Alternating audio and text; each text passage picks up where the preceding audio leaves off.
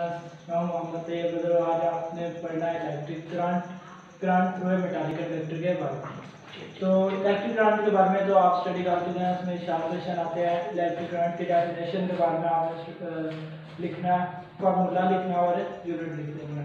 उसके बाद कन्वेंशनल और इलेक्ट्रॉनिक करंट की डेफिनेशन आ जाती है, तो वो आपने दोनों की डेफिनेशन अलग अलग लिख देनी है या डिफरेंस आपसे पूछ सकता है, तो आपने डिफरेंस में लिख देना कि हाइयर से लोअर, लोअर से हाइयर करंट। तो ये दो तीन डिफरेंस आपने लिख देना और डायग्राम भी आपने बना देना। अब हमने पढ़ना है current through a metallic conductor. तो पहली बात जो हमने पढ़ी थी चार्ज कैरियर की।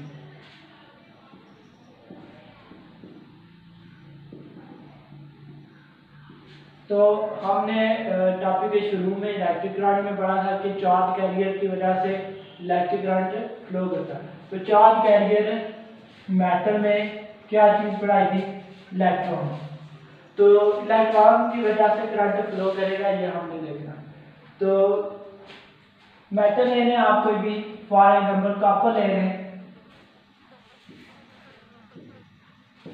कॉपर की पहले तो आप ज्योमेट्री को स्टडी करेंगे कि कॉपर से किस तरह इलेक्ट्रिक करंट फ्लो कर सकता है, कॉपर का इंटरनल स्ट्रक्चर कैसा है, कॉपर के इलेक्ट्रॉन वैलेंस इलेक्ट्रॉन में फ्री इलेक्ट्रॉन है या नहीं है।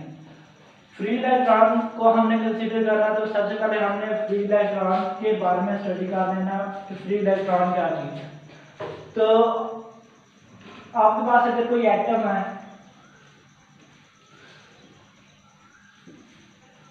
एक इलेक्ट्रॉन न्यूक्लियस से जितना दूर होगा, ये एटम है आपके पास, एक इलेक्ट्रॉन न्यूक्लियस से जितना दूर होगा उतना इजीली वो एस्केप कर सकता है एटम से। तो लास्ट जो शेल है उसको हम वैलेंस शेल कहते हैं, उसमें जो इलेक्ट्रॉन होगा वैलेंस इलेक्ट्रॉन होगा, यानी हम इसको थोड़ी सी एनर्जी प्रोवाइड करेंगे तो ये फ्री हो जाएगा। तो फ्रीली मूव करना शुरू कर देगा, हमारे पास फ्री इलेक्ट्रॉन आ जाएगा। वैलेंस इलेक्ट्रॉन मौजूद है हमारे पास, जिसको हम जब करंट पास करेंगे या वैसे रेस्ट में है तो भी हमारे पास फ्री इलेक्ट्रॉन मौजूद होगा। ये आपके पास फ्री इलेक्ट्रॉन है। तो मेटल में तो बेसिकली करंट मूव करते ही फ्री इलेक्ट्रॉन की वजह से। तो फ्री इलेक्ट्रॉन के बारे में आपने पढ़ लिया। अब हमने पढ़ा फ्लो, किस तरह फ्लो करेगा। उससे पहले आप ने देख लेना कि कन्वेंशनल करंट और इलेक्ट्रॉनिक करंट को एक मरतबा है। तो conventional current is because of the positive charge, electronic current is because of electron. तो क्वेश्चन है आपके पास कि जो करंट हायर पोटेंशियल से लोअर पोटेंशियल की तरफ मूव करता है उसे हम क्या कहेंगे। दूसरा इसी का उल्टा, जो लोअर से हायर पोटेंशियल की तरफ मूव करता है उसे हम क्या कहेंगे। इसके अलावा आपके पास क्वेश्चन आ जाते हैं ऑब्जेक्टिव में कि करंट मूव करता है इलेक्ट्रोलाइट में, चार्ज कैरियर क्या होंगे। करंट मूव करता है मेटल में, तो चार्ज कैरियर क्या होंगे। गैसेस में चार्ज कैरियर क्या होंगे। कन्वेंशनल करंट में किसकी वजह से मूव करेगा, इलेक्ट्रॉनिक करंट में किसकी वजह से मूव करेगा। तो अभी हमने कंसीडर करना है मेटल को। कॉपर ले लें, कॉपर इसका क्रॉस सेक्शनल एरिया ले लें ए। तो कॉपर है आपके पास, कॉपर आ गया, ये आपके पास कॉपर का एरिया आ गया। इसमें से हमने स्टडी करना है कि करंट किस तरह फ्लो होगा, किस तरह मूव करेगा।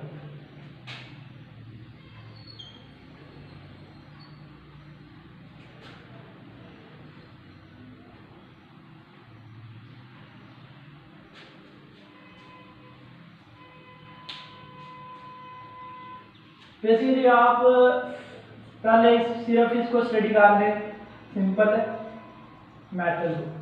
तो मेटल में आपके पास ये जो बिग सर्कल आपको दिखाई दे रहा है ये एटम है, और ये जो स्मॉल सर्कल जो डायरेक्शन जिसके साथ डायरेक्शन भी दी गई है वो आपके पास free electron, free electron, free electron आपके पास आ गए। अब जब कोई करंट नहीं है हमारे पास, हमने कोई वायर पकड़ी हुई है, इसमें से हमने कोई करंट नहीं महसूस होगा या हमें कोई करंट फील नहीं होगा। क्योंकि जो इसमें इलेक्ट्रॉन है वो रैंडमली मूव कर रहे हैं। रैंडमली मूव कर रहे हैं इसका मतलब ये है, वन की डायरेक्शन ये है तो दूसरे की डायरेक्शन ये होगी, तीसरे की डायरेक्शन इस तरह होगी। तो ये आपको डायरेक्शन वाली में एक की ऐसे है तो दूसरे की डायरेक्शन ऐसे होगी, तो एक दूसरे की फोर्स को कैंसिल कर देंगे, तो इस तरह रेस्ट में कोई भी करंट पास नहीं करेगा। जब आप बैटरी के साथ कनेक्ट करेंगे इस वायर को, उसी सूरत में करंट पास कर सकता है because of flow of electron. तो ये आपने स्टडी कर लिया जब रेस्ट में आपके पास कोई मेटल। तो अब बैटरी कनेक्ट कर दें इसके साथ।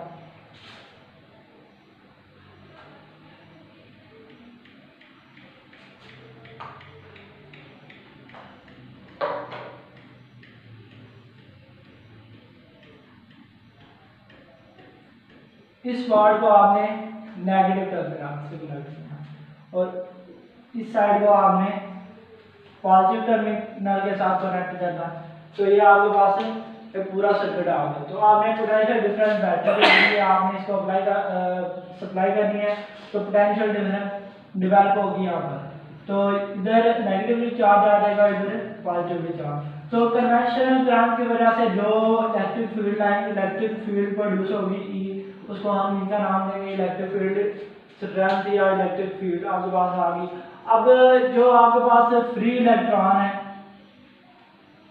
उन पे इलेक्ट्रिक फील्ड का क्या असर होगा या इलेक्ट्रिक फील्ड की वजह से उनकी डायरेक्शन पे क्या असर होगा, ये हमने स्टडी करना। अब अगर पॉजिटिव चार्जेस की वजह से मूव कर रहे हैं toward negative terminal, current move कर, तो इलेक्ट्रॉन इलेक्ट्रिक फील्ड मूव कर रही है तो इलेक्ट्रॉन तो नहीं नेगेटिवली टर्मिनल की तरफ मूव करेंगे, यानी ऐसा नहीं हो सकता कि इलेक्ट्रॉन भी नेगेटिव टर्मिनल की तरफ मूव करे, ऐसा नहीं होगा। तो आपने याद ये रखना है कि इलेक्ट्रॉन मूव करेंगे अपोजिटली डायरेक्शन। तो इलेक्ट्रॉन की डायरेक्शन इस तरह आ जाएगी, सारे इलेक्ट्रॉन की डायरेक्शन इस तरफ होगी और वो मूव करेंगे opposite to the E, electric field के अपोजिट मूव करेंगे। अब इलेक्ट्रिक फील्ड के अपोजिट मूव कर रहे हैं तो आपने समझ लिया कि पहले तो ये आपके पास प्रोड्यूस और इलेक्ट्रिक फील्ड थी आपके पास जब पॉजिटिव टर्मिनल की वजह से पॉजिटिव चार्जेस की वजह से फ्लो हुआ। अब इलेक्ट्रिक फील्ड पास हुई, अब नेगेटिव टर्मिनल की वजह से इलेक्ट्रॉन मूव करेंगे टुवर्ड्स पॉजिटिव टर्मिनल, तो ये आपके पास इलेक्ट्रॉन की डायरेक्शन आ गई। तो डायरेक्शन ऑफ इलेक्ट्रॉन आ गई आपके पास टुवर्ड द पॉजिटिव और इलेक्ट्रिक फील्ड की डायरेक्शन आपके पास ये आ गई। तो ये अपोजिट आप इसको लिख सकते हैं, अपोजिट डायरेक्शन है इसकी ई से। तो ये था सिंपल कंसेप्ट। अब ड्रिफ्ट वेलोसिटी के बारे में आपने पढ़ा। तो ड्रिफ्ट वेलोसिटी स्मॉल वेलोसिटी या कोई वेलोसिटी है जो इन इलेक्ट्रॉन को जो रैंडमली मूव कर रहे थे एट रेस्ट, उन इलेक्ट्रॉन को रैन करे एक लाइन में, for example toward the direction of positive terminal of the battery. तो पॉजिटिव टर्मिनल की तरफ जो रैन होंगे उसको हम कहेंगे कि ये ड्रिफ्ट वेलोसिटी है। इस वेलोसिटी से वो जो रैंडमली मूविंग फ्री इलेक्ट्रॉन है वो मूव कर रहे हैं पॉजिटिव टर्मिनल की तरफ और उनकी डायरेक्शन क्या होगी है स्ट्रेट डायरेक्शन। तो अब जब रेस्ट में थे रैंडम मूव कर रहे थे, जब इलेक्ट्रिक करंट पास हुआ है तो उस वक्त इनकी डायरेक्शन स्ट्रेट होगी। तो ये था आपका कंसेप्ट, सिंपल कंसेप्ट था electric current through a metallic conductor. तो मेटालिक कंडक्टर में से आपने इलेक्ट्रॉन की वजह से स्टडी किया कि करंट फ्लो करता है। अब करंट फ्लो करता है किसी एरिया से with the passage of time, for example electron की वजह से मूव कर रहा है तो टाइम कितना कंज्यूम कर रहा है इस पॉइंट से इस पॉइंट तक। फॉर एग्जांपल आप लिख लें 5 सेकंड कंज्यूम हो रहे हैं और चार्ज आपके पास कितना पास हो रहा है, चार्ज पास हो रहा है आपके पास 2 एम्पेयर का चार्ज पास हो रहा है, 10 एम्पेयर लिखते हैं, 10 एम्पेयर का चार्ज पास हो रहा है, तो 10 कूलम का चार्ज पास हो रहा है। तो आपके पास क्वेश्चन आ सकता है कि इलेक्ट्रिक सॉरी करंट आपके पास, इलेक्ट्रिक करंट आपके पास क्या है, तो I इज इक्वल टू हमने पढ़ा है Q बाई टी, तो Q आपके पास 10 कूलम है, तो टाइम आपके पास 5 सेकंड है, तो करंट आपके पास आ गया 2 कूलम पर सेकंड, या फिर इसको आप लिख सकते हैं 2 एम्पेयर। बेसिकली आपने इसको ऐसे यूनिट में लिखना है, 2 एम्पेयर में लिखें। एम्पेयर इसकी ऐसा यूनिट है करंट की।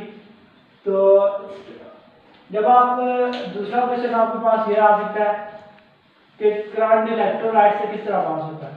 अब इलेक्ट्रोलाइट में सॉल्यूशन होता है, फॉर एग्जांपल H2SO4 है, तो वो पॉजिटिव और नेगेटिव चार्ज में डिवाइड हो जाएगा।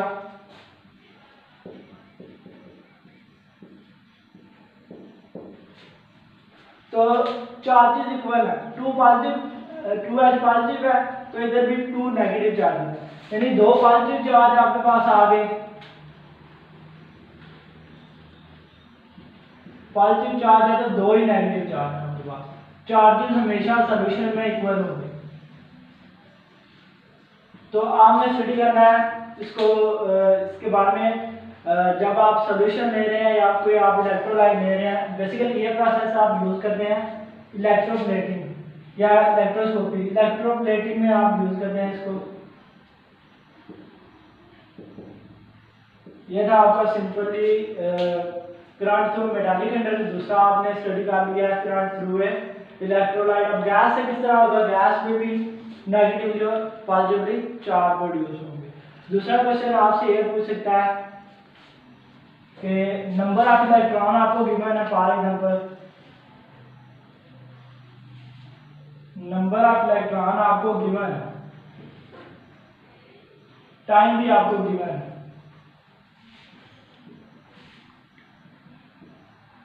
करंट आपने फाइंड करना है। तो करंट आप किस तरह फाइंड करेंगे, फार्मूला तो आपने अभी तक यही पढ़ा है, I/Q/T। तो आपने सिंपल ये बात याद रखनी है कि चार्ज है, जो आपके पास कोई भी चार्ज आता है क्या हो,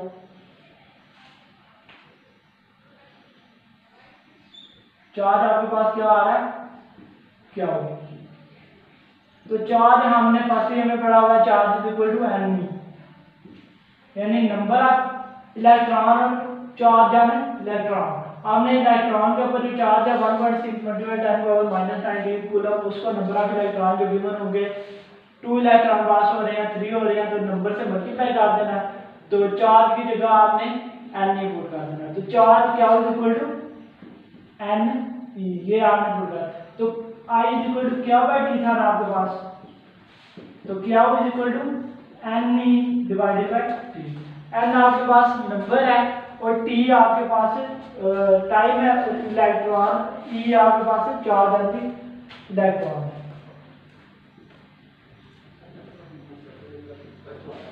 तो इस तरह आपने फाइंड कर लिया करंट।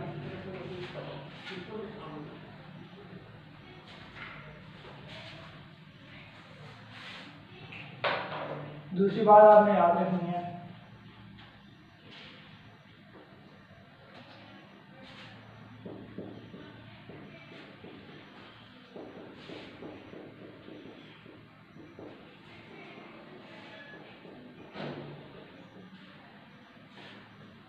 रेस्ट में आपके पास इलेक्ट्रॉन मूव करेंगे। जब आपके पास रेस्ट में फ्री इलेक्ट्रॉन रैंडमली मूव करेंगे। जब आपके पास करंट पास होगा या चार्जेस पास होंगे, तो आपके पास जो इलेक्ट्रॉन आ जाएगा, जो चार्ज आ जाएगा, वो मूव करेगा स्ट्रेट लाइन में।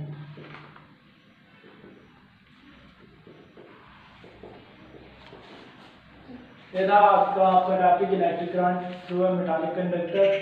तो नेक्स्ट हमने स्टडी करना है सोर्सेज ऑफ करंट, और इसके बाद ओहम्स लॉ के बारे में स्टडी करेंगे। आज के लिए इतने आपके काफ़ी है कि करंट थ्रू मेटालिक कंडक्टर, ये लॉन्ग क्वेश्चन में भी आपके लिए आ सकता है।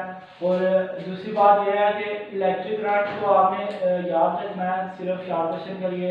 कन्वेंशनल करंट के दरमियान जो डिफरेंस आ रहा है इलेक्ट्रॉनिक करंट और कन्वेंशनल करंट के दरमियान, वो भी आपने याद रखना है। मैक्सिमम 3 डिफरेंस आपने लिखने हैं, तो यूनिट वगैरह आपने याद रखनी है और फ्लो ऑफ इलेक्ट्रॉन आपने याद रखनी है। ठीक है, किस डायरेक्शन में इलेक्ट्रॉन फ्लो करेंगे, ड्रिफ्ट वेलोसिटी।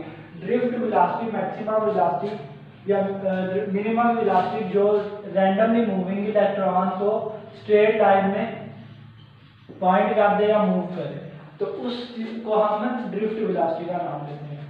खुदा हाफिज़। आज का आपका लेक्चर